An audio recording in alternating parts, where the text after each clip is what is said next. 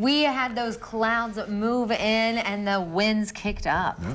That's right. And what we're also seeing is we're seeing some rain showers. But what we haven't noticed on our graphics, we haven't seen any lightning strikes. And so we're going to talk about the difference between days when we do see lightning and days when we don't see lightning. So our Ask the Meteorologist question this week is, why does rain not always bring lightning and thunder? This was asked by Ainsley from Mr. Ward's class at St. Mary's School.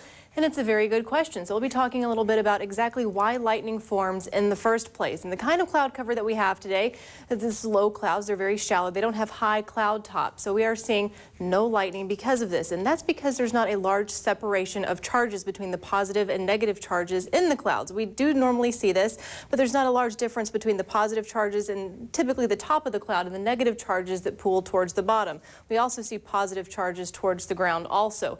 But for days that we do have greater separation of charges, we have those towering cumulus clouds. This is what we see in the summertime. So higher cloud tops means a greater separation of those charges. And you can kind of think of it as the tension created and that need for the tension to be discharged. And so that's why we actually see the lightning as a need for the atmosphere to discharge and balance everything out. So that's the reason why we're not seeing lightning today. The clouds are too shallow, too low, but we are seeing some rain showers. So great question there, Ainsley from Mr. Ward's class from St. Mary's School.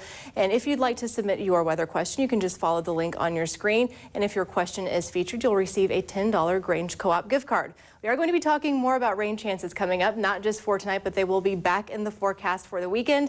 We're going to be talking about that coming up later, but now here's a live look outside on the Newswatch 12 WeatherCam Network.